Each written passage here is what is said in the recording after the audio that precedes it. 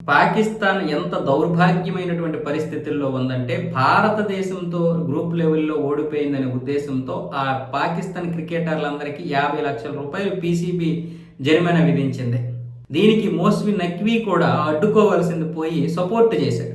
ఎవడైనా సరే అలా చేస్తాడా? ఏదైనా క్రమశిక్షణ చర్యల్లోనో లేకపోతే ఇంకేదైనా బాగా సరిగ్గా ఆడకపోతే ఇంకొక చర్యలు తీసుకోవాలి, కానీ ఫలితం బాగా రాలేదని ఈ విధంగా జరిమానా వేయడం ఏంటని అక్కడ పాకిస్తాన్ అభిమానులతో పాటు మాజీ క్రికెటర్లందరూ కూడా స్పందించి తీవ్రంగా వ్యతిరేకించారు.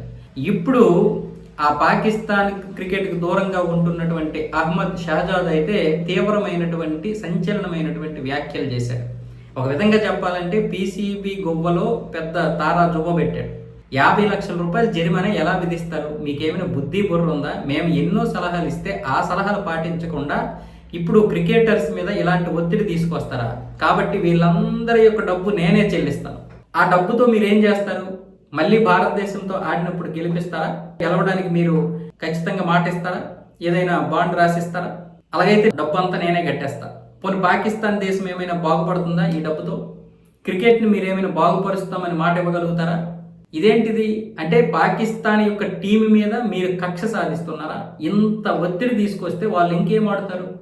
ఆర్థికంగా వాళ్ళని ఒత్తిడి తీసుకొస్తారా? వాళ్ళ పరిస్థితి ఏంటి?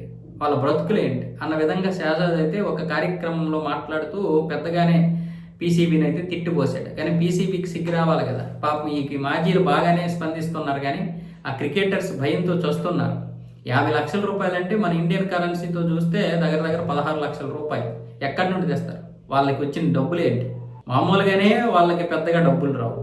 మనకి ఐపీఎల్ పీపీఎల్ ఆడతారు, కానీ వాళ్ళకి ఏమైనా డబ్బులు వస్తాయా? పోనీ ఇక్కడ ఏమైనా డబ్బులు ఇచ్చారా? పోనీ అక్కడ ఏమైనా డబ్బులు వస్తాయా? పోనీ వేరే దగ్గరికి వెళ్ళి డబ్బులు సంపాదిస్తారా? ఎవడూ దాకట్లేదు. వాళ్ళ దేశంలో వాళ్ళని దాకట్లేదు. బయట దేశం వాళ్ళ దగ్గరికి వెళ్ళి పెర్ఫార్మెన్స్ చేయడం లేదు. ఎక్కడి నుండి తెస్తారా డబ్బు అంతా? ఇలాంటి పనికిరాని దౌర్భాగ్యమైనటువంటి పరిస్థితుల్లో పీసీబీ ఉంది.